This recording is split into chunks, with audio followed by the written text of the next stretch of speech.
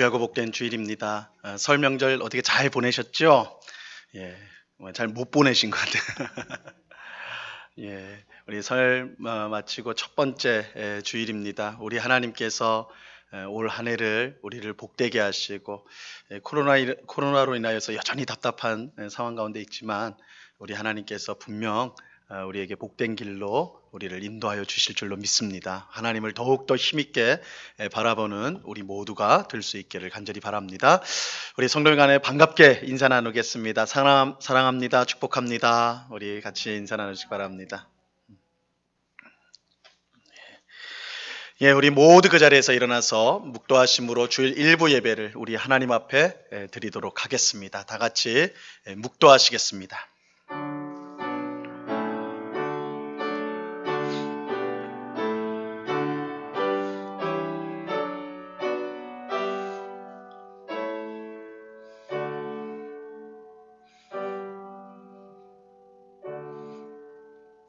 하나님이여, 주는 나의 하나님이시라. 내가 간절히 주를 찾되 물이 없어 마르고 황폐한 땅에서 내 영혼이 주를 갈망하며 내 육체가 주를 앙모하나이다. 내가 주의 권능과 영광을 보기 위하여 이와 같이 성소에서 주를 바라보았나이다. 아멘. 참 좋으신 아버지 하나님, 주님을 사랑하는 주의 백성들이 주일을 기억하고 이렇게 예배당에 한자리에 모여서 하나님 앞에 예배를 드립니다. 이 시간 영과 진리로 예배할 때에 삼위일체 하나님 홀로 영광 받아 주시옵소서. 또한 예배드리는 저희의 심령 가운데 한량없는 은혜와 사랑으로 충만하게 하여 주시옵소서. 우리의 모든 더럽고 추악한 죄악을 주님 앞에 고백하오니 십자가 보혈로 깨끗이 씻어 주시옵소서. 성령으로 충만하게 하셔서 날마다 주의 뜻에 순종하는 주의 백성들이 다 될 수 있도록 인도하여 주시옵소서. 이 시간 우리의 무거운 세상의 짐을 가지고 나온 주의 백성이 있다면, 그 마음 가운데 염려와 근심 가운데 나온 주의 백성이 있으면 주께서 불쌍히 여겨주사 이 모든 짐을 대신 짊어져 주시고 하늘로부터 내려오는 참된 평강과 기쁨으로 말미암아 우리의 영혼이 힘을 얻는 복된 시간 될 수 있도록 역사하여 주시옵소서. 오늘 예배를 통하여 우리를 만나주시고 은혜 주실 주님께 감사와 찬양을 올려드려오며 예수 그리스도 이름으로 기도드려옵나이다. 아멘. 우리 찬송가 2장을 같이 찬양하도록 하겠습니다.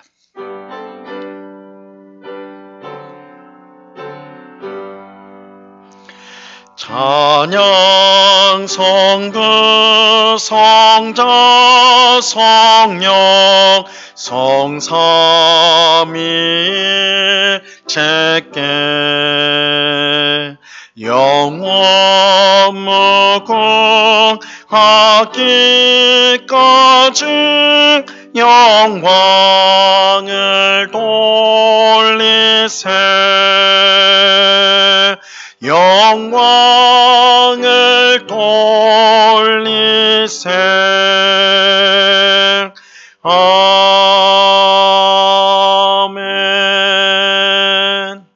사도신경으로 우리의 신앙을 한 목소리로 같이 고백합니다. 전능하사 천지를 만드신 하나님 아버지를 내가 믿사오며 그 외아들 우리 주 예수 그리스도를 믿사오니 이는 성령으로 잉태하사 동정녀 마리아에게 나시고 본디오 빌라도에게 고난을 받으사 십자가에 못 박혀 죽으시고 장사한 지 사흘 만에 죽은 자 가운데서 다시 살아나시며 하늘에 오르사 전능하신 하나님 우편에 앉아 계시다가 저리로서 산자와 죽은 자를 심판하러 오시리라. 성령을 믿사오며 거룩한 공예와 성도가 서로 교통하는 것과 죄를 사하여 주시는 것과 몸이 다시 사는 것과 영원히 사는 것을 믿사옵나이다. 아멘. 우리 모두 그 자리에 앉도록 하겠습니다. 우리 찬송가 뒤에 있는 교독문 4번 시편 5편 말씀을 교독하도록 하겠습니다. 교독문 4번 시편 5편 말씀입니다.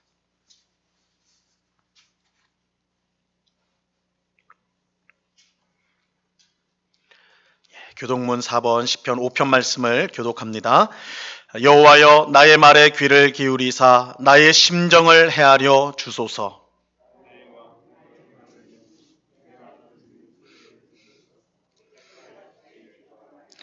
여호와여 아침에 주께서 나의 소리를 들으시리니 아침에 내가 주께 기도하고 바라리이다.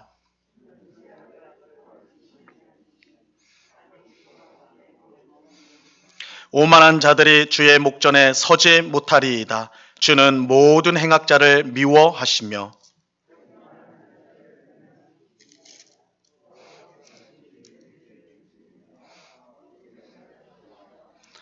오직 나는 주의 풍성한 사랑을 힘입어 주의 집에 들어가 주를 경외함으로 성전을 향하여 예배하리이다.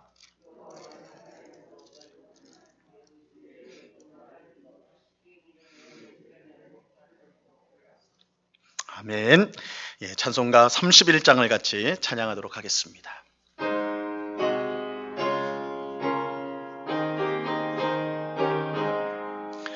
찬양하라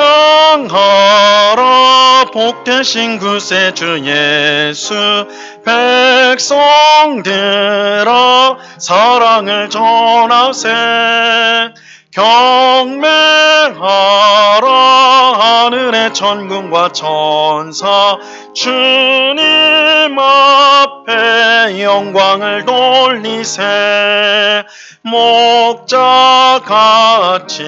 우리를 지키시고 종일 품에 늘 안아주시니 찬양하라 높으신 권세를 찬양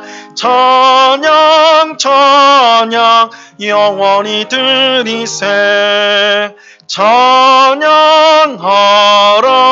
복되신 구세주 예수 우리 대신 죽임을 당했네 구주 예수 영원한 구원의 소망 경배하며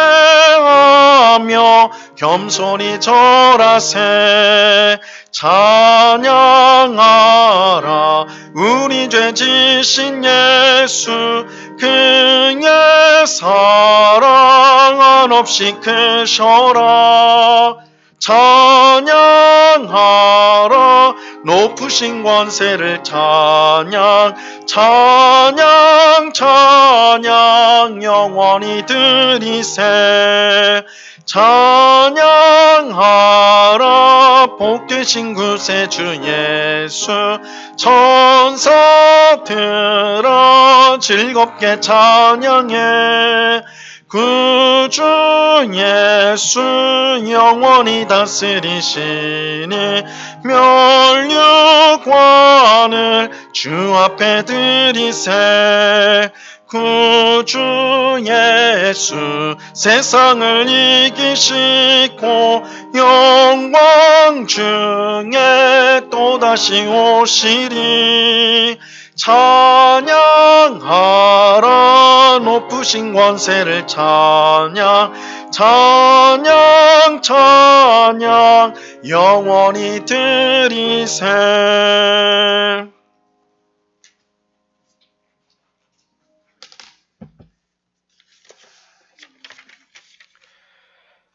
우리를 사랑하셔서 하나님의 자녀로 택하여 주신 하나님을 경배합니다. 우리는 이 세상에서 영원히 살 것처럼 세상의 것을 쫓아 살아가지만 언젠가는 끝이 있고 하나님의 마지막 심판이 있다는 것을 알고 있습니다. 잠시 머물고 가는 곳임을 깨닫는 우리가 되어 이 땅에서 하나님의 자녀로 어떻게 사는 것이 하나님의 참된 자녀된 삶인지를 배우기를 원합니다.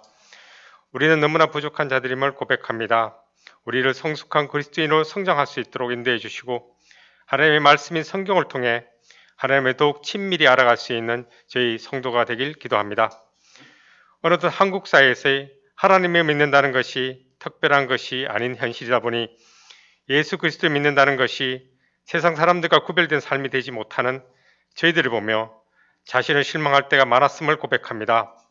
영원한 천국을 바라며 이 세상에서 하나님 나라가 온전히 이루어져 가는 일에 동참하는 저희들이 되길 기도합니다.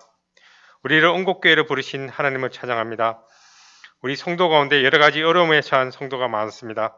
어려움에 처한 성도를 위해 기도하오니 하나님의 크신 은혜가 그들에게도 다가가 큰 위로가 되길 원합니다. 하나님과 더욱 친밀히 알아가는 기회가 되길 기도합니다. 또한 우리가 이웃을 사랑하는 교회가 되어 이 지역 사회를 돕는 것에, 또한 국내 해외 선교를 위해 헌신하는 목회자들과 선교사들의 헌신에 함께 동참하는 저희들 되길 또한 기도합니다. 무엇보다 하나님의 말씀이 바르게 선포되는 교회가 되어 성도가 잘못된 길로 인도되지 않도록 기도합니다. 이 시간 하나님께 예배드리오니 하나님의 말씀이 바르게 전달되고 성도가 열린 마음으로 나에게 주어진 하나님의 말씀으로 바르게 듣고 깨닫는 시간이 되길 기도합니다. 우리 참된 주인이신 하나님을 경배하며 찬양합니다. 예수 그리스도 이름으로 기도합니다. 아멘.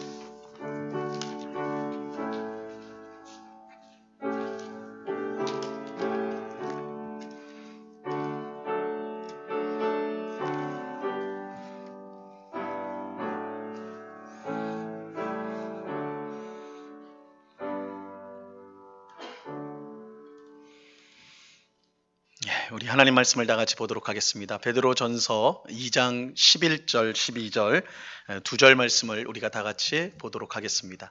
베드로전서 2장 11절, 12절 두 절 말씀입니다.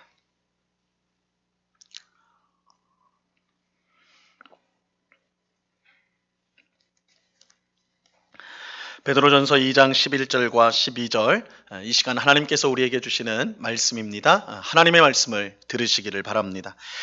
사랑하는 자들아, 거류민과 나그네 같은 너희를 권하노니 영혼을 거슬러 싸우는 육체의 정욕을 제어하라. 너희가 이방인 중에서 행실을 선하게 가져 너희를 악행한다고 비방하는 자들로 하여금 너희 선한 일을 보고 오시는 날에 하나님께 영광을 돌리게 하려 함이라. 아멘. 베드로전서를 관통하는 중요한 질문이 하나가 있다고 말씀을 드렸습니다. 그것은 성도는 누구인가? 성도는 누구인가? 우리가 지금 베드로전서를 계속해서 살펴보고 있는데 이 질문을 놓치면 안 된다고 그랬어요. 성도는 누구인가? 이것을 이제 베드로전서는 계속해서 강조하고 있는데요. 성도는 누구입니까? 우리가 베드로전서 1장에서 누누이 살펴보았죠. 삼위일체 하나님께 선택을 받아 하나님 나라를 향해 나아가는 나그네다, 이렇게 말씀을 드렸습니다. 성도는 삼위일체 하나님께 선택을 받아서 하나님 나라를 향해 나아가는 나그네입니다. 그러니까 이 성도가 누구냐라고 했을 때 그저 간단하게, 아주 이제 간단하게 말하면 성도는 나그네입니다. 성도는 나그네예요. 오늘 우리가 읽은 본문 11절에서도 뭐라고 말하냐면 사랑하는 자들아, 거류민과 나그네 같은 너희를 권한다, 이렇게 말씀하죠. 여기서 이 거류민과 나그네는 사실상 똑같은 뜻입니다. 자기 땅이 아닌 남의 땅에서 임시적으로 사는 사람을 뜻하는 거예요. 여기 나오는 거류민과 나그네는 사실상 똑같은, 그래서 자기 땅, 자기 고향이 아닌 남의 땅, 남의 다른 사람이 사는 곳에서 잠시 머물고 지나가는 사람을 뜻하는 것입니다. 여러분, 성도인 우리가 영원히 살 곳은 이 세상이 아닙니다. 우리가 영원히 머물 우리의 본향은 하나님의 나라입니다. 우리는 하나님 나라를 향해 나아가는 나그네로서 이 세상을 임시적으로 살아가고 있습니다. 그런데 우리가 이 세상을 나그네로 산다고 할 때 나그네인 우리에게 두 가지 유혹이 있습니다. 두 가지 유혹이 찾아옵니다. 첫째는 우리가 나그네라는 사실을 잊어버리고 이 세상에서 영원히 살 것처럼 그렇게 있는 것이죠. 이 경우에는 말로는 나그네인데 사실은 이 세상 사람들과 다를 바가 전혀 없습니다. 왜냐하면 세상 사람들이 사는 방식을 따라 그들처럼 생각하고 말하고 행동하기 때문입니다. 우리는 이것을 세속화라고 부를 수가 있어요. 세속화. 이 세속화라는 말은 좀 어려운 말 같지만 사실은 간단한 거예요. 세상을 닮는다는 거예요. 세속화, 세상을 닮아버리는 거예요. 이 세속화는 오늘날 한국교회가 앓고 있는 가장 큰 질병 중에 하나라고 말씀드릴 수가 있습니다. 한국교회가 왜 이처럼 속절없이 무너지고 있는가? 여러분, 우리가 이제 TV를 보기가 무섭지 않습니까? 교회 다니는 우리 성도로서 이 교회에 대한 사회의 반감이라든지 미움이라든지 이게 얼마나 지금 요즘에 커가고 있습니까? 한국 교회가 왜 이처럼 속절없이 무너져 가고 있는가? 세상을 너무 닮아버렸기 때문이다. 교회가 세상을 너무 닮아버렸어요. 여러분, 좋은 교회가 어떤 교회입니까? 여러분 어떻게 생각하세요? 좋은 교회, 여러분이 생각하는 좋은 교회는 어떤 교회입니까? 성도가 많고 예배당이 멋지게 지어져 있고 또 재정도 풍성해가지고 교회가 할 일들을 거침없이 할 수 있고 또 훌륭한 목회자가 있고 또 좋은 프로그램이 있어가지고 교회가 원활하게 운영되는 그런 교회가 좋은 교회 아닌가? 뭐 우리 보통 그렇게 이제 생각할 거라고요. 하지만 이런 생각이 이런 우리가 이제 좋은 교회는 이런 교회일 것이다라는 것이 과연 성경의 지지를 받는 것인가? 성경도 그렇게 말씀하고 있는 것이냐라는 거예요. 사실 우리가 좋은 교회라고 생각하는 기준을 이 성경에 나오는 초대교회에 적용해 보면 우리가 이제 좋은 교회라고 생각하는 그 기준을 가지고 초대교회를 평가를 해보면 초대교회는 형편없는 교회가 돼버려요. 초대교회는 가정에서 모였습니다. 가정에서 모였기 때문에 건물이 없었어요. 그러니까 뭐 많은 사람들이 모일 수가 없었고, 당연히 이제 예배당이 없으니까 뭐 훌륭한 예배당 그거 있을 수가 없는 것이었죠. 또 성도들의 많은 숫자가 노예 신분이었어요. 교회 이 초대교회 이 복음을 듣는 사람은요 돈 있고 힘 있는 사람이 복음을 좋아한 게 아니라 힘 없고 약한 사람들이 복음을 좋아했어요. 누구나 하나님 안에서 자녀가 된다. 하나님의 자녀가 된다. 이 복음은 사실 힘 있고 부한 사람에게는 별로 매력적이지 않고 노예나 힘이 없는 사람들에게 아주 잘 받아들여졌거든요. 그러니까 초대교회 성도들의 많은 수가 노예였습니다. 그러다 보니까 노예들이 뭐 헌금을 얼마나 했겠어요. 그러니까 교회적으로 재정이 풍성할 수가 없었습니다. 또 초대교회의 대표적인 지도자가 누구였는가? 사도행전에 보면 대표적인 지도자가 사도 베드로, 12제자 중에 한 명이었던 베드로가 있고 또 사도 바울, 그죠? 사도 바울. 이 두 명이 아주 두 기둥과 같이 초대교회의 위대한 지도자들이었는데 근데 여러분 베드로는 어떤 사람이었습니까? 베드로는 예수님의 제자긴 했지만 예수님이 잡혀가실 때 예수님을 3번이나 부인하고 저주까지 했던 사람이 베드로였어요. 그러니까 굉장히 큰 실패를 한 사람입니다. 신앙적으로 완전히 실패를 맛본 사람이 베드로였어요. 또 바울은 어땠습니까? 예수 믿기 전에는 교회를 엄청나게 핍박했던 사람이 바울이었어요. 초대교회 성도들이 바울의 이름만 들어도 벌벌 떨 정도로 그렇게 교회를 핍박하던 사람이 바울이었어요. 그러니까 만약 오늘날 이제 담임 목사를 우리 이제 교회에서 청빙을 한다라고 했을 때 이 베드로와 바울이 이력서를 내면 그 이력서에서 떨어져 버릴 거라고요. 그죠? 서류 전형을 통과 못할 거야, 이 두 사람은. 이런 사람들이 어떻게 우리 교회 담임 목사가 될 수 있나? 이럴 거란 말이에요. 오늘날 우리가 좋은 교회라고 생각하는 기준을 초대교회에 대보면 이 초대교회는 정말 형편없는 교회로 평가받을 수밖에 없어요. 우리가 보통 좋은 교회라고 생각하는 그 기준을 초대교회에 대보면 초대교회는 정말 형편없는 교회가 돼버려요. 하지만 정말 그럴까? 정말 그럴까? 오히려 그 반대는 아닐까? 물론 초대교회가 완전한 교회는 아닙니다. 초대교회가 뭐 허물이 없는 완전한 교회 아니에요. 하지만 그럼에도 불구하고 오늘날의 교회가 초대교회보다 더 훌륭하다고 말할 수는 없을 것입니다.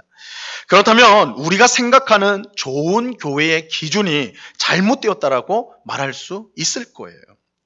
사실 우리가 가진 좋은 교회의 기준은 이 성경적 기준이 아니라 우리가 성경에서 가져온 기준이 아니라 이 세상의 기준에 더 가깝습니다. 여러분 좋은 교회의 기준을요. 좋은 회사의 기준으로 한번 바꿔서 생각을 해보세요. 많은 직원이 있는 회사, 그죠? 그리고 멋진 빌딩을 가진 회사, 혹은 멋진 최첨단 공장을 가진 회사, 또 사업비가 넉넉한 그래서 무슨 일이든 추진할 수 있는 그런 회사, 경영진이 훌륭하고 그 경영이 아주 투명하고 원활하게 이루어지는 그런 회사. 여러분 이런 회사는 분명 훌륭한 좋은 회사가 맞죠? 그런데 보세요. 우리가 보통 생각하는 좋은 교회와 좋은 회사가 그 기준이 어때요? 똑같잖아요. 그죠? 다르지 않다고요. 이것은 오늘날 교회가 어떻게 보면 성경이 말하는 교회보다는 이 세상이 좋다고 하는, 이 세상이 원하는 그런 조직의 교회가 더 부합하다라는 그런 증거가 될 것입니다. 이게 이제 첫 번째 유혹이에요. 세속화. 세상과 닮으려는 이게 이제 첫 번째 유혹입니다. 나그네인 우리에게 찾아오는 두 번째 유혹이 있는데요. 두 번째 유혹은 이거는 이제 좀 정반대예요. 정반대. 어차피 우리가 나그네이기 때문에 이 세상의 삶은 아무 가치가 없다고 생각하는 거예요. 아무 가치가 없다. 그래서 뭐 아무렇게나 대충 살아도 괜찮다 이렇게 생각하는 것이죠. 첫 번째 유혹의 경우가 세상 속에 아예 주저앉는 것이라면 두 번째 유혹은 세상을 아예 무시하는 겁니다. 어차피 이 세상은 우리가 잠시 거쳐갈 갈 뿐인데 뭐 이 세상에 우리가 관심 둘 게 뭐냐, 그냥 우리가 신앙생활만 우리끼리만 잘하고 그냥 지나가면 되는 거 아니에요. 우리는 어차피 천국 갈 건데 이 세상에서 뭐 그렇게 세상의 일에 관여하고 그렇게 할 게 뭔가, 그냥 신앙생활 나 혼자 열심히 하다가 천국 가면 되지. 이러한 유혹이 우리에게 옵니다. 기독교 역사를 보면 세상을 등지고 오직 신앙생활에만 전념했던 사람들이 항상 있었어요. 초대교회 시절에는 아무도 없는 사막에 가서 홀로 신앙생활을 했던 사람들이 있었습니다. 중세시대에는 수도원의 한 곳에 이제 모여서 세상을 등지고 신앙생활을 했죠. 오늘날에도 기도원에 들어가 살거나 혹은 세상과 동떨어진 곳에 함께 모여서 신앙생활을 하는 그런 사람들이 있습니다. 물론 이 모든 경우가 잘못되었다라고 말할 수는 없을 거예요. 어떤 하나님의 특별한 부르심을 받아서 그러한 삶을 사는 사람들이 혹 있을 수가 분명히 있어요. 하지만 성경이 우리를 나그네라고 할 때 그것은 어디까지나 세상 한가운데 있는 나그네라는 것이지 세상을 등진 나그네라는 뜻은 아닙니다. 그래서 우리가 나그네라 할 때 세상을 등진 나그네가 아니라는 거예요. 세상 속의 나그네, 세상 안에 있는 나그네입니다. 이것은 예수님께서 아버지 하나님께 드린 기도를 통해, 우리를 위한 기도를 통해 이제 알 수가 있는데, 요한복음 17장 15절 말씀입니다. 이 말씀 우리 같이 한번 읽어봅니다. 시작.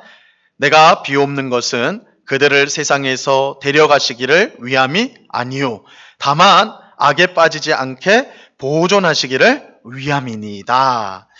예수님은 우리를 천국으로 바로 데려가기를 위해서 기도하지 않으셨어요. 그렇죠? 데려가기를 위함이 아니다. 오히려 어떻게 해요? 이 세상에 있는데 악에서 보존하기를 위함입니다. 그러니까 이 세상에 있는 게 하나님의 뜻이에요. 우리가 이 세상에 사는 게 하나님의 뜻이란 말이에요. 이 세상을 등지고 사는 것은 예수님이 원하는 것이 아닙니다. 하나님의 뜻이 아니에요. 예수님은 우리에게 너희는 세상의 소금이라, 너희는 세상의 빛이라고 말씀하셨어요. 여러분, 교회의 소금이 아니에요. 우리가 교회 와가지고만 착하고 선하게 하면 된다는 게 아니에요. 교회의 소금이 아닙니다. 세상의 소금이에요. 교회에 와서만 빛을 비추면 되는 게 아니에요. 세상의 빛이에요. 그래서 세상에 나가서 어두운 곳에 빛을 비춰야 하는 것입니다. 그렇게 우리가 세상을 등지고 신앙생활하는 것은요, 결코 하나님의 뜻이 될 수가 없습니다. 우리는 이처럼 나그네로 이 세상을 살면서 이제 이 두 가지, 어떻게 보면 양극단이죠. 양극의 유혹을 받는데, 그것을 우리가 이제 그 유혹을 피해야 되는데, 한편으로는 세상에 주저앉는 것, 세속화의 유혹을 피해야 되고, 다른 한편으로는 세상을 등지는 것, 그래서 세상을 등지고 신앙생활하는 이 유혹을 우리는 피해야 합니다. 자, 오늘 우리가 읽은 본문은 이 나그네인 우리가 이 빠지기 쉬운 두 가지 유혹을 어떻게 이겨야 하는가, 그것을 우리에게 알려주고 있고, 한 걸음 더 나아가서 우리가 이 세상에서 어떤 일에 힘써야 되는가, 그것을 우리에게 말씀해 주고 있습니다. 자, 먼저 우리가 함께 읽은 본문 11절 말씀은요, 11절 말씀은 첫 번째 유혹, 세상에 주저앉는 것, 세속화되는 것을 우리가 어떻게 극복할 수 있는가, 그것에 관한 말씀입니다. 11절 보시기 바랍니다. 우리 같이 한번 읽습니다. 11절 시작. 사랑하는 자들아, 거류민과 나그네 같은 너희를 권하노니 영혼을 거슬러 싸우는 육체의 정욕을 제어하라. 여러분, 우리는 어떻게 세상에 주저앉아 세상과 닮으려는 이 세속화를 물리칠 수가 있을까요? 어떻게 하면 우리가 세상을 닮지 않고 살아갈 수가 있을까요? 사도 베드로는 영혼을 거슬러 싸우는 육체의 정욕을 제어하라 이렇게 우리에게 말씀합니다. 여기서 이 제어하라는 것은 그 뜻이 더 정확하게 말하면 멀리하라는 거예요. 멀리하라. 멀리하라. 떨어져 있어라. 멀리해야 된다. 근데 무엇을 멀리해야 되는가? 영혼을 거슬러 싸우는 육체의 정욕을 멀리해야 된다고 말씀을 해요. 근데 우리가 이제 이 말씀을 오해해서는 안 됩니다. 오해하면 안 되는데 영혼을 거슬러 싸우는 육체의 정욕이라고 하니까 우리가 딱 이 말씀만 놓고 보면 아하, 우리 영혼과 우리 몸의 육체가 서로 싸우는구나. 그래서 우리 영혼은 깨끗하고 우리 육체는 더러운데 이 더러운 육체가 내 깨끗한 영혼하고 싸우는데 이 싸움을 우리가 잘 싸워야 되는구나. 이렇게 우리가 생각하기가 쉽단 말이에요. 하지만 여러분, 우리가 흔히 그렇게 생각을 해요. 영혼은 깨끗하고 육체는 더럽다. 이렇게 생각하는데 결코 성경적인 생각이 아닙니다. 이러한 생각, 영혼은 깨끗하고 선하고 육체는 더럽다, 악하다. 이렇게 생각하는 건 성경적 생각이 아니고 당시 성경이 쓰여지던 당시에 유행했던 플라톤을 쫓아가는 철학자들의 주장들, 그리고 영지주의자들이라고 하는 사람들의 그런 이단적인 주장일 뿐이에요. 그들은 우리의 육체가 감옥이다라고 표현을 했어요. 감옥이고 영혼은 그 육체라는 감옥에 갇혀 있는, 그래서 우리가 이렇게 불행한 삶을 산다. 그래서 구원이 뭐냐?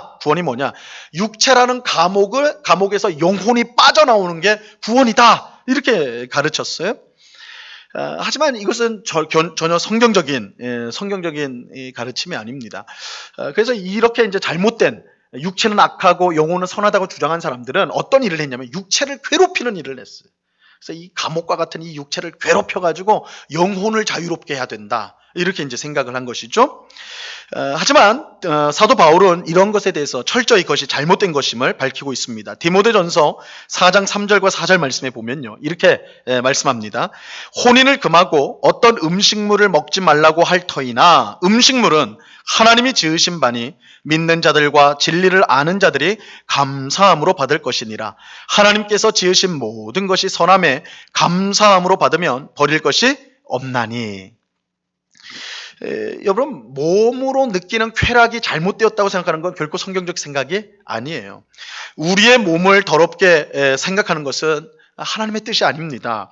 오히려 하나님께서 우리 몸을 만드셨기 때문에, 영혼과 마찬가지로 우리의 몸도 하나님이 만드셨기 때문에 영혼과 몸이 다 선한 것입니다. 다 선한 거예요. 그래서 우리는 몸을 귀하게 여겨야 됩니다. 우리 예수 믿는 사람들 중에서도요, 몸을 괴롭히는 사람들이 있어요.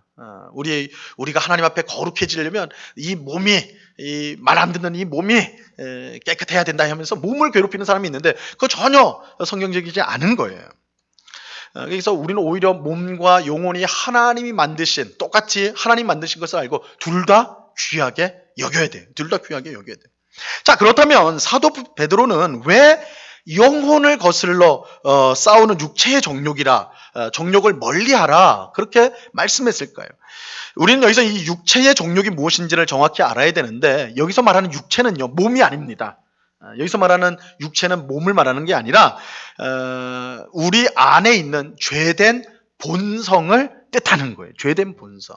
그래서 이 사도 바울 서신에 보면, 바울 서신에서 이 육체라는 말이 그 악한 세력으로 이제 표현할 때는 이 육체라는 말을, 죄된 본성을 표현할 때 육체라는 말을 사용을 합니다. 그래서 여기서 말하는 건 몸덩어리가 아니에요. 우리 몸을 말하는 게 아니라 우리 속에 있는 죄된 본성을 뜻하는 거예요.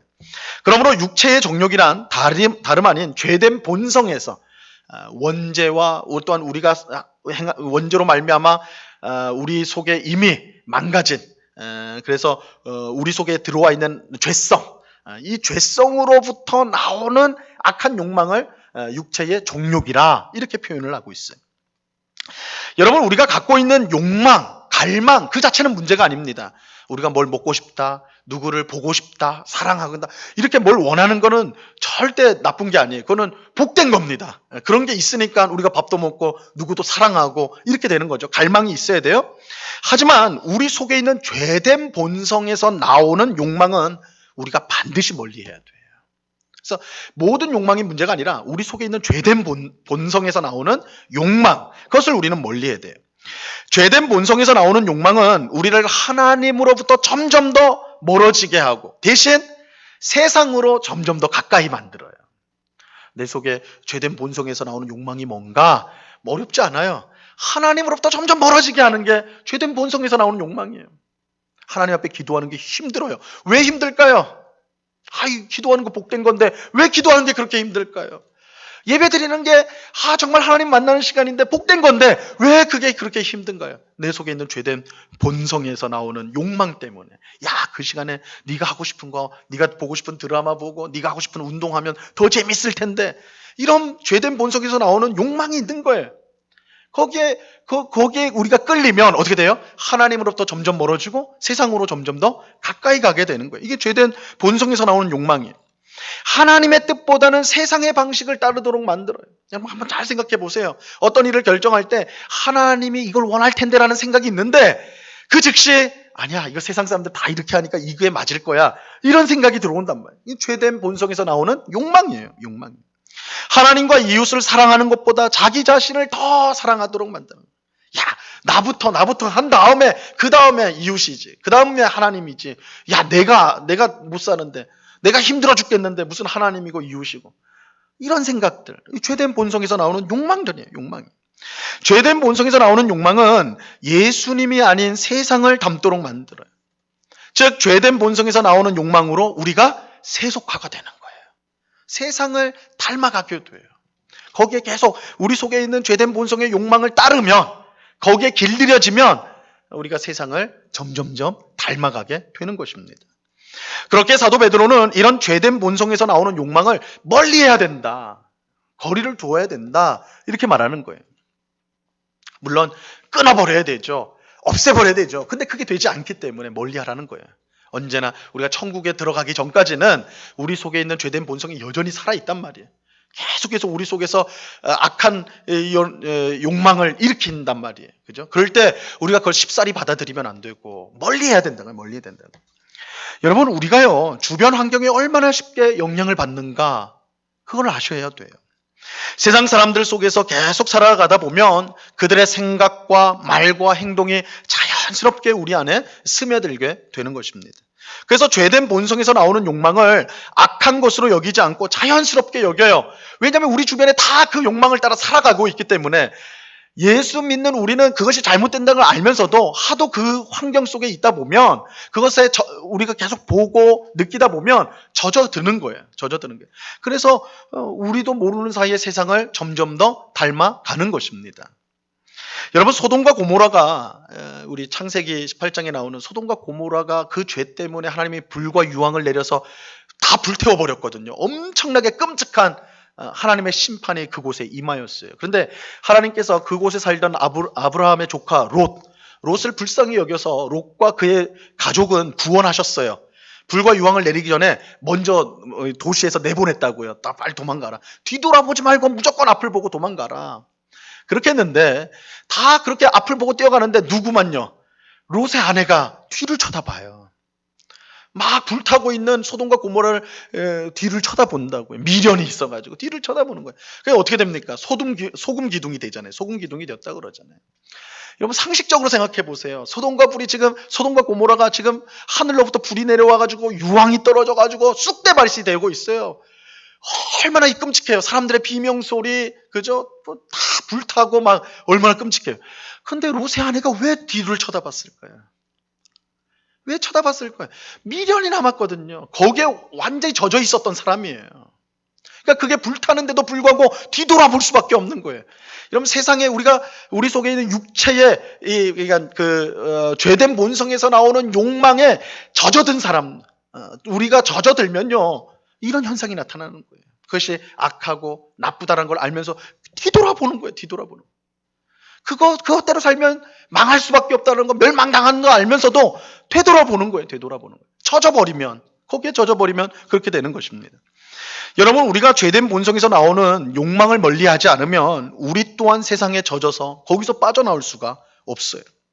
그러면 우리가 입으로는 나그네라고 하는데, 입으로는 나그네라고 하면서도 세상에 주저앉아서 세상 사람들과 똑같이 살아갈 수밖에 없는 것입니다. 우리는 죄된 본성에서 나오는 욕망을 멀리해야 됩니다. 비록 우리가 나그네로서 세상에 살아도 우리의 눈과 귀는 항상 하나님과 하나님 나라를 향해 있어야 합니다. 항상 하나님을 바라보고 항상 하나님의 말씀을 들으려고 해야 됩니다. 그래야 세상을 담지 않을 수가 있는 것입니다. 여러분, 우리는 어떻습니까? 여러분 어때요? 우리는 지금 나그네로 살아가고 있습니까? 지금 여러분은 세상에서 나그네로 살고 있습니까? 혹 입으로는 우리가 나그네라고 하면서도 사실은 세상에 젖어서 살고 있지는 않습니까? 세상 사람들이 하는 말, 하는 행동, 하는 모습을 우리도 부지간에 따라가고 있지는 않냐는 거예요. 그들과 구별이 안 되고 있지 않느냐는 것입니다. 여러분, 우리가 그러지 않으려면, 세상에 젖지 않으려면 우리가 이 세상 속에서 의지적으로 하나님을 바라보고 하나님의 말씀을 들으려고 힘을 기울여야 합니다. 우리의 시선을 세상에 두면 안 되고요. 하늘을 향해서 바라봐야 돼요. 우리의 귀를 세상 사람들의 말에 쫑긋 세우지 말고 하나님의 말씀에 쫑긋 세워야 하는 것입니다. 그렇게 죄된 본성의 욕망은 우리가 멀리하고 하나님을 가까이 할 때 우리가 세상 속에 살지만 세상에 젖지 않는, 세속화되지 않는 삶을 살아갈 수가 있는 것입니다. 그래서 우리는 죄된 본성에서 나오는 욕망을 멀리하고 오히려 하나님을 더 가까이 해야 되는 것입니다. 그의 말씀을 듣기 위해 힘써야 되고 순종하기 위해서 힘써야 돼요. 그래야 우리는 세속화의 유혹에서 벗어나 하나님 나라를 향해 가는 나그네의 삶을 살아갈 수가 있는 것입니다. 오늘 우리 모두가 죄된 본성에서 나오는 욕망을 멀리하고, 여러분 이게 어려운 게 아니에요. 말이 죄된 본성에서 나오는 욕망이니까 어려운 것 같지만 하나님 말씀에 어긋나는 건 다 죄된 본성에서 나오는 욕망이에요. 그걸 우리가 알아요. 이거 하나님 뜻 아닌데, 하나님 원하는 거 아닌데, 근데 우리가 거기에 젖어 있기 때문에, 그게 더 자연스럽기 때문에, 내 주변의 사람들은 다 그렇게 행하기 때문에 우리가 그렇게 간단 말이에요. 그러면 우리가 세상을 닮을 수밖에 없어요. 그래서 그것들을 멀리하고 오히려 하나님을 바라보고 하나님 말씀을 듣고 하나님 나라를 우리가 세상 속에 살지만 항상 바라봄으로써 우리가 이러한 유혹을 이겨 나가야 하는 것입니다. 자, 두 번째로 오늘 본문 12절은요, 세상을 등지고 신앙생활하고자 하는 유혹을 이기는 방법을 우리에게 알려주고 있어요. 자, 12절 말씀 다 같이 보시기 바랍니다. 12절 같이 읽습니다. 시작. 너희가 이방인 중에서 행실을 선하게 가져 너희를 악행한다고 비방하는 자들로 하여금 너희 선한 일을 보고 오시는 날에 하나님께 영광을 돌리게 하려 함이라. 우리는 하나님 나라를 향해 가는 나그네로서 세상에 주저앉아서도 안 되지만 세상 밖으로 나가려고 해서도 안 됩니다. 우리는 하나님께서 우리를 구원하신 후에 즉시 천국으로 데려가지 않고 나그네로 이 세상 속에 살게 하신 그 이유를 우리가 분명히 알아야 합니다. 사실 여러분, 우리가요 딱 구원을 받고 예수님 딱 믿고 믿습니다. 딱 고백을 하고 구원을 받고 즉시로 천국에 가면 얼마나 좋겠습니까? 그잖아요. 더 이상 죄 때문에 고민할 필요도 없고, 이 세상을 사는 자체가 늘 죄의 유혹 아닙니까? 죄 때문에 고민할 필요도 없고, 이 세상에 있는 많은 환란이 있고 고난이 있지 않습니까? 우리가 천국 가면 이런 거 하나도 만나지 않을 건데, 없을 건데. 그러니까 우리가 한편으로는 그렇게 생각이 드는 거예요. 우리가 예수 믿었을 때, 구원 받았을 때 즉시 우리 천국에 갔으면 얼마나 좋을까, 이런 생각이 든다고요. 하지만 우리가 그래서 이제 우리가 그렇게 생각하다 보면 유혹을 받죠. 우리가 즉시 세상을 떠날 수는 없으니까, 하나님 안 데려가시는 이상 우리가 스스로 갈 수는 없으니까, 그러면 이왕 이렇게 된 거 그냥 세상 등지고 그냥 신앙생활 해야 되겠다, 이런 생각으로 이제 기울 수가 있는 것이죠. 하지만 다시 말씀드리지만 그 방법은 하나님이 원하는 뜻이 아니에요. 우리는 하나님께서 우리를 세상에 두셨다, 하나님이 우리를 두셨다라는 것을 알아야 합니다. 예수님도 우리를 세상으로부터 데려달라고 기도하지 않고 세상 속에서 악에 빠지지 않도록 보존해달라고 기도하셨어요. 우리가 세상 속에서 신앙생활하는 것이 하나님의 뜻입니다. 그러니까 이것부터 생각을 해야 돼요. 우리가 세상 속에서 신앙생활을 하는 것, 이거 힘들고 어려운 일이지만 그 자체가 하나님의 뜻이에요. 그렇다면 하나님은 왜 우리를 세상 속에 두신 것일까요? 우리는 세상 속에서 무엇을 해야 하는 것일까요? 베드로는 우리에게 선하게 살라고 말씀을 하세요. 하나님이 왜 우리를 세상에 두셨는가? 선하게 살도록 하기 위해서다. 선하게 살도록 하기 위해서다. 그런데 우리가 선하게 살아야 되는 분명한 이유가 있어요. 분명한 이유가 있습니다. 그것은 하나님을 모르는 이방인들이 우리의 선한 삶을 보고 하나님께 영광을 돌리기 위해서입니다. 여러분, 우리는 이 세상에서 선하게 살아야 됩니다. 선하게 살아야 돼요. 이거 뭐 당연한 것 같은데, 그죠? 근데 한번 좀 곰곰이 한번 생각해 보세요. 교회에서 선하게 살아야 된다라고 그렇게 많이 못 들으셨을 거예요. 여러분, 천주교회 로마 카톨릭 교회, 천주교회에서는요, 굉장히 강조해요. 선하게 살아야 된다는 거를. 그런데 우리 같은 개신교회에서는 별로 강조 안 해요. 별로 강조해요. 한번 여러분 다 되돌아보고 생각해 보세요. 선하게 살라는 말씀을 물론 기본적으로는 당연히 선하게 살아야 되는 건 맞지만 아주 이걸 강조해가지고 우리가 선행을 해야 됩니다. 선하게 살아야 됩니다. 이런 설교 많이 듣지 못했을 거예요. 개신교에서는 그렇게 강조하지 않아요. 그럼 왜 천주교에서는 그렇게 강조하느냐? 이 천주교에서는요, 이 선하게 사는 것, 선행을 행하는 것이 그 사람이 구원을 받는 것과 관련이 있어요. 구원과 관련이 있어요. 반면에 개신교회, 우리 교회는요, 선행이 구원과는 상관이 없어요. 상관이 없어요. 그러니까 이 강조점에서 틀려요. 여러분, 우리는 무엇으로 구원을 받습니까? 무엇으로 구원을 받죠? 은혜로 구원을 받지요. 이건 개신교들은 이거 딱 분명해야 된다. 우리는 은혜로 구원을 받아요. 더 정확히 말하면 우리는 하나님의 은혜로 말미암아 예수 그리스도를 믿음으로 구원을 받아요. 여기에 행함이 있습니까? 없습니까? 선을 행하는 게 끼어들 틈이 있을까요? 없을까요? 없어요. 구원은 하나님의 전적인 선물이에요. 하나님의 전적인 역사예요. 우리가 선하게 살고 악하게 살고 여기에 문제가 있는 게 아니에요. 그걸 가지고 뭐가 되는 게 아니에요. 오직 하나님의 은혜로 우리에게 주신 믿음으로 우리는 구원을 받게 되어 있어요. 반면 천주교회에서는 이 선하게 사는 것, 즉 선행을 매우 강조하는데 그것이 구원의 공로가 되기 때문에 그래요. 물론 천주교회에서도요, 은혜로 구원을 받는다고 말합니다. 거기서 당연히 예수님을 믿음으로 구원을 받는다라고 말을 해요. 이게 복음의 요체니까. 그런데 이 천주교회는 거기다 플러스를 시키는 거예요. 예수님도 믿어야 하지만, 예수님을 믿어서 구원을 받지만 거기 플러스 우리의 선행이 필요하다, 그렇게 말을 해요. 그래서 구원을 받기 위해서 성도가, 신자가 선을 행하는 거, 선행을 하는 거 굉장히 중요한 거예요. 그래야지 이 구원을 받는 거에 유리하기 때문에. 그래서 성당에 다니는 분들이 봉사 활동을 굉장히 열심히 합니다. 여러분 아마 천주교인들 아시면 아는 분들 한번 잘 보세요. 이 봉사 활동 굉장히 열심히 합니다. 이분들이 악해서 뭐 의도가 잘못됐다 이 말이 아니라 굉장히 훌륭한 거죠. 그런데 그렇게 열심히 하는 이유 중에 하나는 구원과 관련이 있기 때문에 그래요. 하지만 우리 같은 개신교회에서는 선하게 사는 것을 그렇게 강조하지 않아요. 왜냐하면 구원을 받는데 아무 도움이 되지 않기 때문에.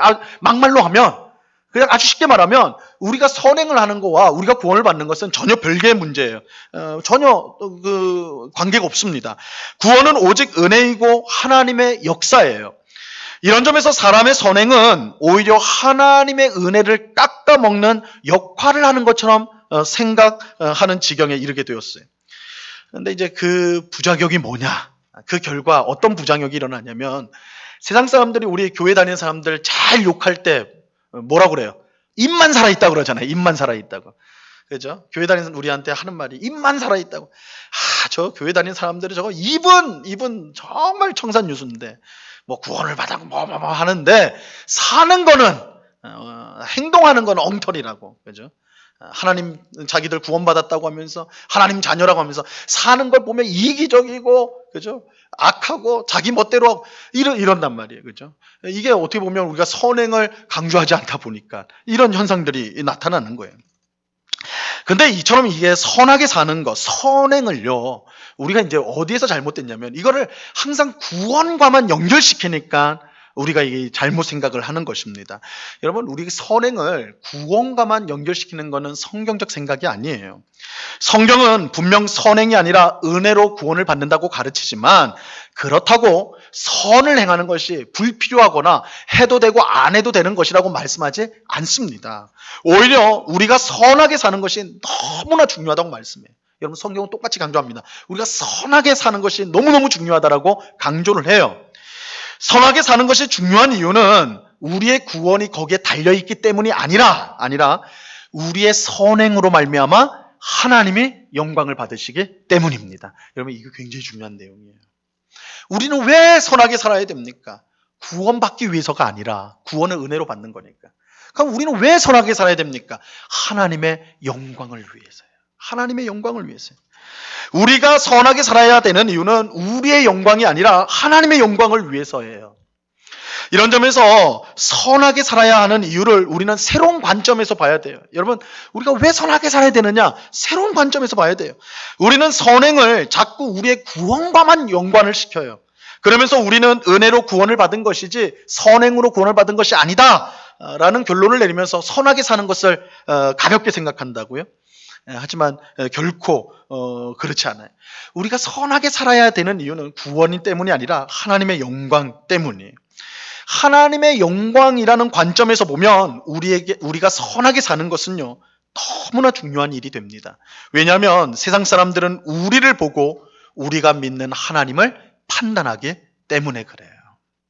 여러분, 세상 사람들이 하나님을 어떻게 알 수 있을까요? 세상 사람들이 보이지 않는 하나님을 어떻게 알 수가 있을까요? 예수 믿는 우리를 통해서 알 수 있는 거예요. 하나님을 믿는 우리를 통해서 알 수가 있어요. 우리가 하는 말, 우리가 하는 행동을 통해서 세상 사람들은 우리가 믿는 하나님을 보게 된다. 그래서 우리가 이기적이고 자기만 알고 남을 무시하는 삶을 살면요, 세상 사람들은 우리만 욕하는 게 아니라 누구까지 욕해요? 우리가 믿는 하나님까지 욕하는 거예요. 하나님까지 욕해요. 반대로 우리가 이웃을 사랑하고 선한 삶을 살아간다면 세상 사람들은 우리만 칭찬한 게 아니라 누구도 칭찬을 해요? 우리가 믿는 하나님도 칭찬을 해요. 야, 저 사람들을 하나님 믿어서 저런데, 저 사람들을 하나님 믿으니까 저렇게 착한 거야. 저 사람들 저렇게 하나님 믿으니까 저렇게 희생하고 자기가 손해를 보더라도 다른 사람을 유익하게 하는 사람들이야. 하나님의 영광을 받으세요. 바로 여기에 우리가 선하게 살아야 될 가장 중요한 이유가 있습니다. 여러분, 사람의 제일 되는 목적이 무엇입니까? 사람의 제일 되는 목적은 하나님을 영화롭게 하고 영원히 그를 즐거워하는 것이다. 하나님을 영화롭게 하는 게 사람의 제일 되는 목적이에요. 그런데 하나님께 영광을 돌리는 건요, 하나님 믿는 우리만 하는 일이 아니에요. 하나님은 하나님을 믿지 않는 세상 사람들로부터 또 영광을 받으시기를 원해요. 왜냐하면 하나님은 우리만 창조하신 게 아니라 이 세상에 믿지 않는 자들도 하나님이 창조하셨기 때문에. 하나님은 교회 안에서만 영광을 받기 원하시는 게 아니라 교회 밖 세상에서도 영광을 받으시기를 원해요. 하나님의 세상이니까. 그런데 어떻게 세상 사람들이 영광을 돌린다고요? 우리의 선을 통해서. 우리가 착한 삶을 사는 것을 통해서 세상 사람들이 하나님께 영광을 돌리게 되는 것입니다. 여러분, 선행은 우리를 위해서가 아니라 하나님을 위해서 필요합니다. 난 은혜로 구원받았으니까 어떻게 살든 난 상관없다. 난 천국 가니까 난 상관없다. 이렇게 생각하는 건요, 굉장히 철없는 어린 신앙이에요. 나는 천국 갈 테니까, 난 예수 믿고 나는 죄 사함 받고 난 이제 천국 갈 테니까 난 아무렇게나 살아도 상관없다. 굉장히 철없는 어린 신앙이에요. 어린 신앙. 근데 믿음이라는 건 성장해야 되잖아요. 우리가 정말 하나님의 자녀라면 우리가 가장 소원하고 힘써야 하는 것은 아버지 하나님께서 영광을 받으시는 거예요. 여러분, 자녀로서 큰 영광이 뭘까요? 나를 통해 나의 부모가 영광을 받는다. 그만큼 영광스러운 일이 어디 있을까요? 신앙에서도 마찬가지잖아요. 우리가 선을 행함으로 이웃을 사랑함을 통해서 그 이웃이 내가 믿는 하나님께 영광을 돌리는 것, 이것보다 복된 일이, 이것보다 영광스러운 일이 없다라는 것입니다.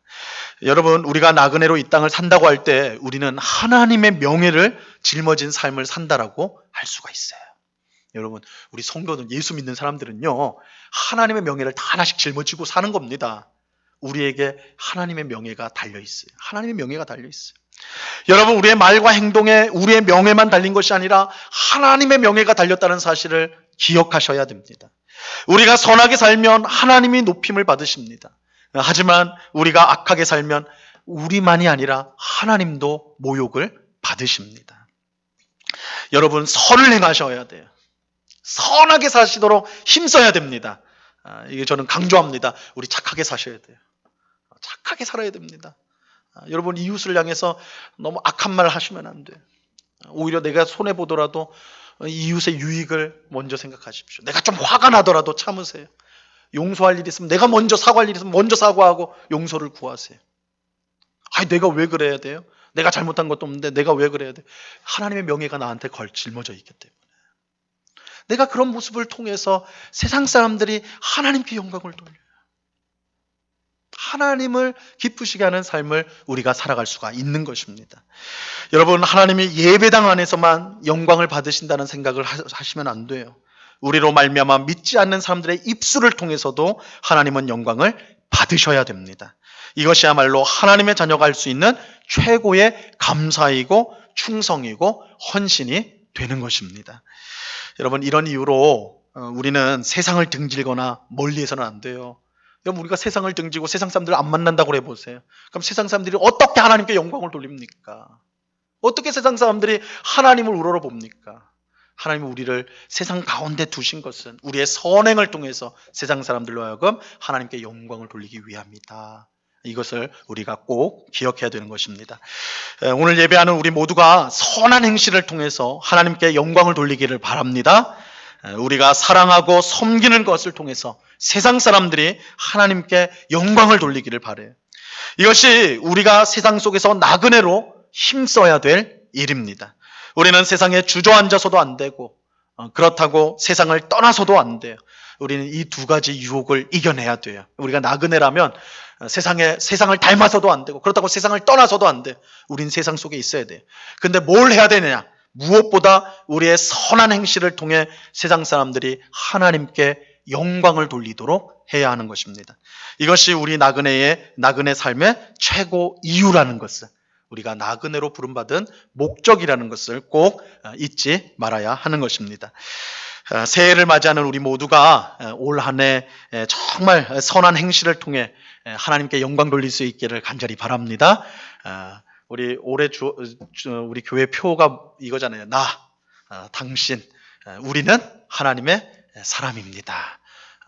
나부터 내가 하나님의 사람이라는 것, 그리고 우리가 서로를 보면서 하나님의 사람이라는 것, 그리고 우리 모두가 하나님의 사람이라는 것, 이건 그냥 구호가 아니라 그렇게 살자는 거예요.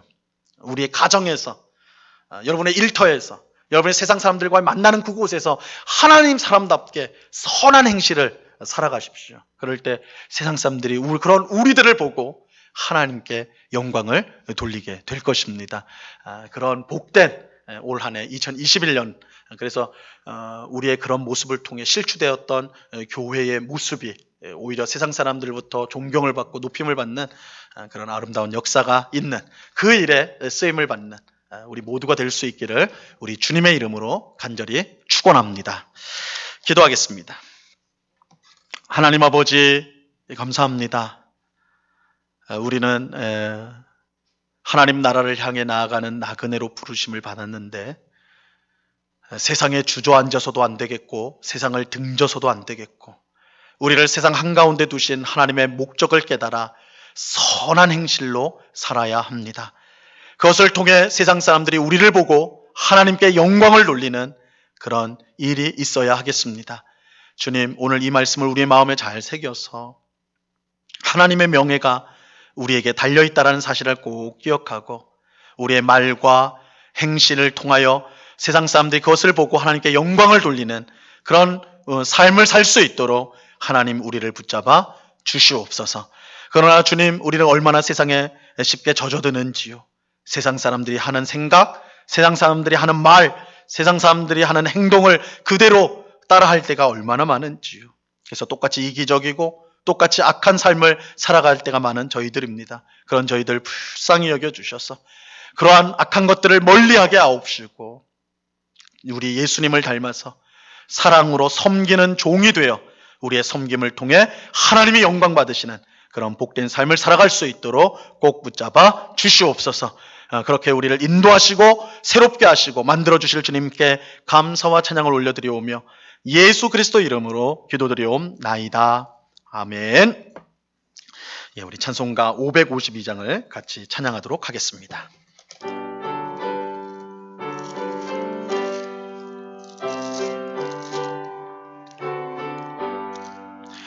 아침에 가도들 때 만물 신선하여라. 나도 세상 지낼 때에 햇빛 되게 하소서. 주여 나를 도우사 세월호 송 안고서 어두운 세상 지낼 때 햇빛 되게 하소서. 새로운 광음을 보람 있게 보내고 주의 일을 행할 때에 햇빛 되게 하소서. 주여 나를 도우사 세월호 송 안고서 어두운 세상 지낼 때 햇빛 되게 하소서. 한번 가면 안 오는 바른 광음 지날 때 귀한 시간 맞춰서 햇빛 되게 하소서. 주여 나를 도우사 세월호 송 안고서 어두운 세상 지날 때 햇빛 되게 하소서. 밤낮 주를 위하여 몸과 마음을 드리고 주의 사랑 나타내 햇빛 되게 하소서. 주여 나를 도우사 세월호 송 안고서 어두운 세상 지낼 때 햇빛 되게 하소서. 아멘. 예, 하나님께 감사를 드립니다. 범사에 감사드립니다. 이 어려운 시기에도 어려운 가운데서도 은혜를 베풀어 주셔서 예배드릴 수 있도록 인도하심을 감사합니다. 한량없는 은혜 부어주심을 감사합니다. 신실하신 하나님께 감사하며 믿음 주심을 감사합니다. 범사에 감사합니다. 범사에 감사합니다. 시험을 치르게 하시니 감사합니다. 기도하겠습니다. 하나님 아버지 감사합니다.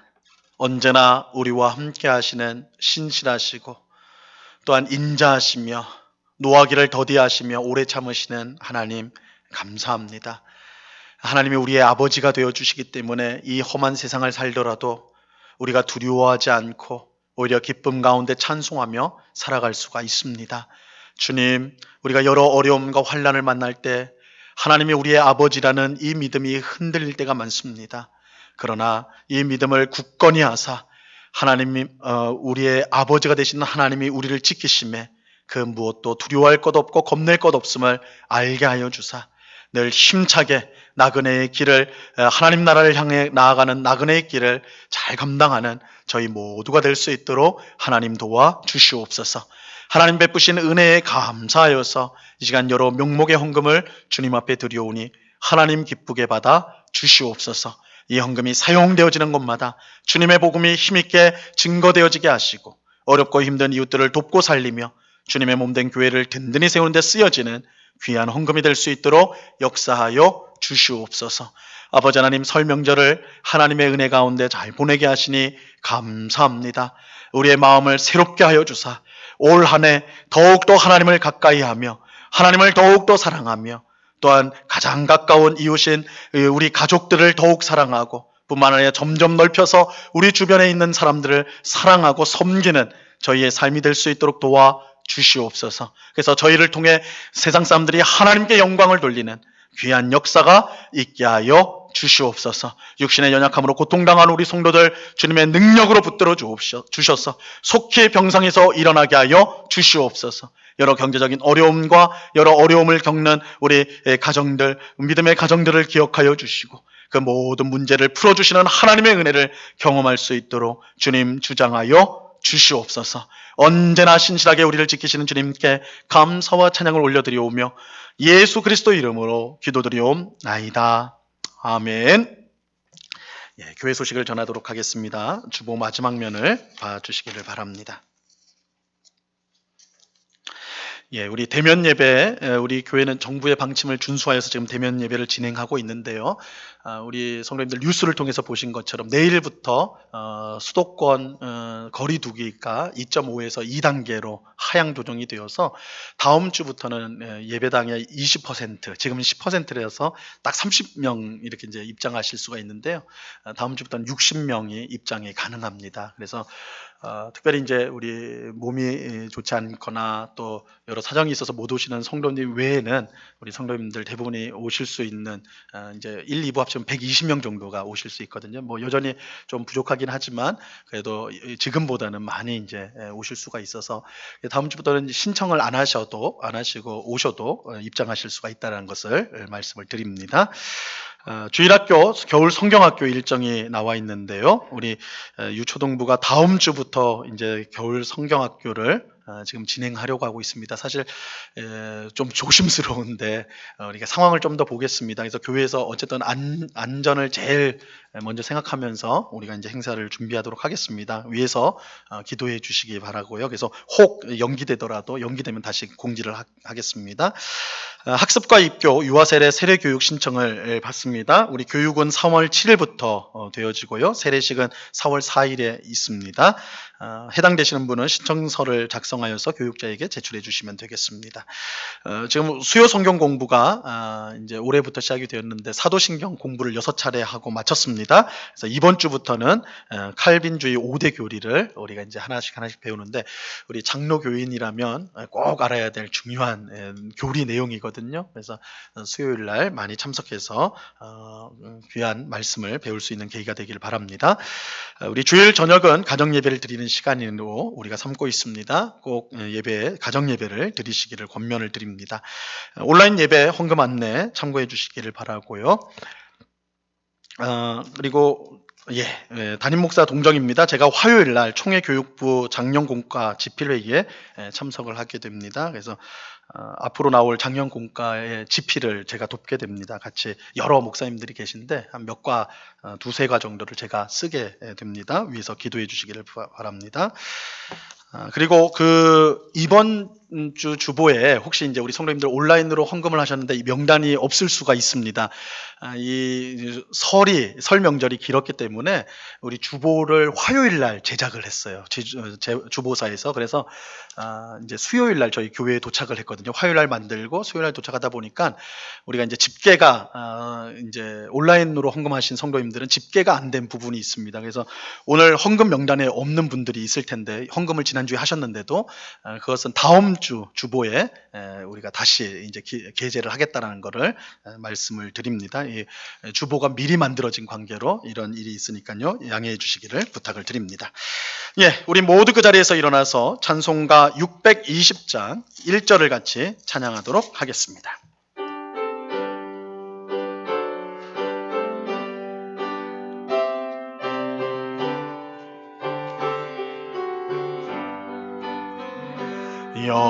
여기에 모인 우리 주의 은총 받은 자여라.